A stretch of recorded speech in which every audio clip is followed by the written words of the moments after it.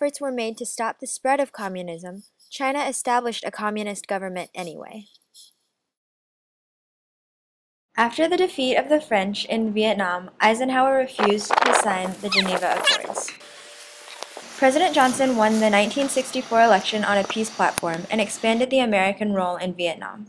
America began to bomb Vietnam even more, and their strategy of limited warfare failed. The undeclared war in Vietnam divided the U.S. into two sides, the anti-war movement and those who saw it as an attack on communism. Criticism of the war reached a peak after the Viet Cong Tet offensive resulted in American defeat.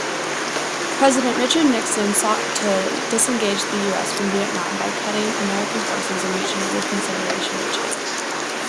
The United States finally reached an agreement with North Vietnam, causing the U.S. to pull forces out of the war.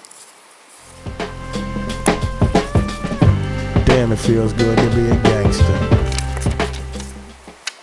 Nixon authorizes illegal spying activities, known as the Watergate Affair, and is forced to resign. After Watergate, a major shift of power from presidency to Congress occurs, and, after 35 years of battle, Vietnam establishes communism.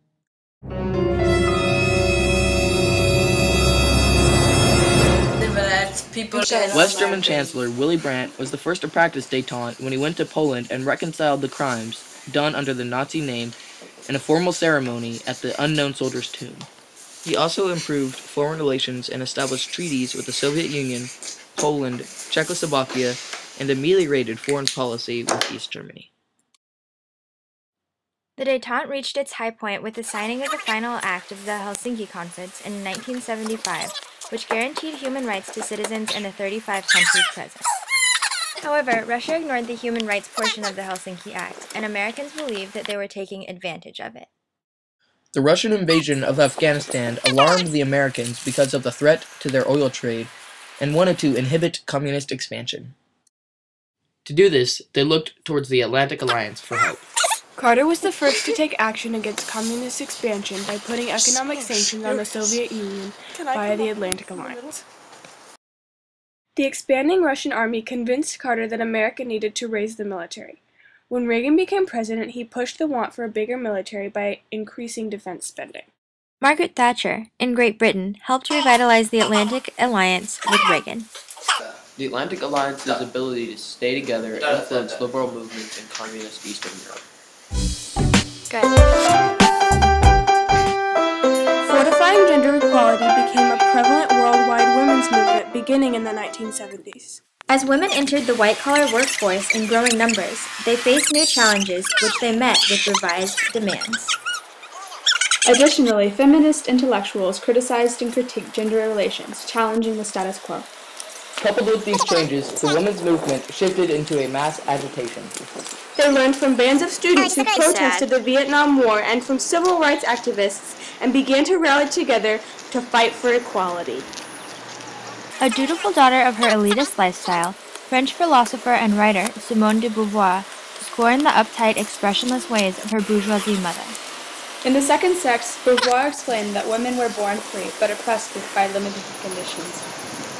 Taking courageous action and asserting personal creativity, she argued, were the only ways women could break free from their inferior status quo. Beauvoir, a highly influential individual, inspired a generation of feminist intellectuals.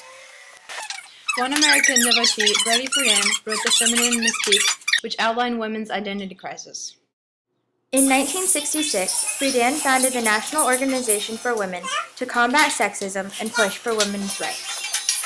Though movements in various countries differed in method, the same basic goals were present in the global women's rights movement.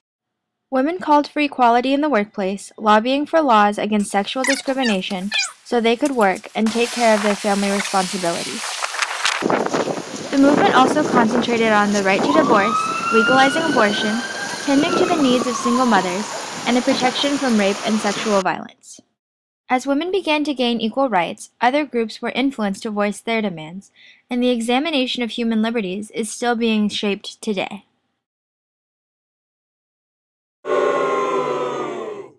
Economic crisis struck in the early 1970s. These critical and conflicting attitudes returned in the 1960s, ending the post-war stability. In 1971, Europe gained $50 billion in gold, leaving the U.S. with only $11 billion. Foreigners exchanged their U.S. dollars for gold, causing the value of the American dollar to plummet. Following World War II, oil prices became very affordable. When the Arabic-run organization, OPEC, Organization of Petroleum Exporting Countries, decided to up the prices of oil, prices remained high until the oil shock. Energy prices led to the worst economic state since the Great Depression, causing people to lose their jobs and the standard of living to decline. Denmark, Iceland, Britain, and Greece banded together to form the European Economic Community, which helped Western Europe and its economy survive.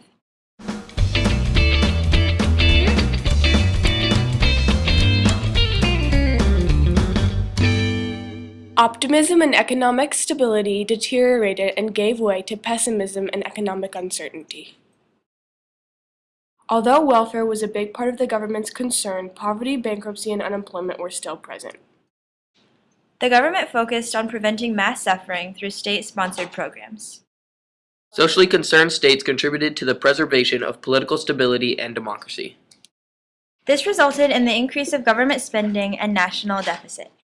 Most European countries spent over 50% of national income on government programs in 1982, but only 37% 15 years earlier. Anti-government reactions increased in Western governments. Margaret Thatcher came into power as a conservative politician in Great Britain. Rejecting socialism, Thatcher instead privatized industries. Thatcher also encouraged home buying, especially to low-income families. The home buyers soon became known as the Labour Party. Ronald Reagan took the presidency with the goal to lessen the government's roles in Americans' lives. He made major tax cuts, causing the national debt to triple in 10 years. As a socialist, French President François Mitterrand increased nationalization and public investment in an effort to help France's economic crisis. However, his plan failed. Government spending cuts directly influenced the sciences, reinforcing the computer revolution. The computer revolution meant increasing computational and informational capacity. This easy access to information deprived big businesses the advantage over smaller businesses when it came to technological efficiency. People, however, were still feeling the tough economic times.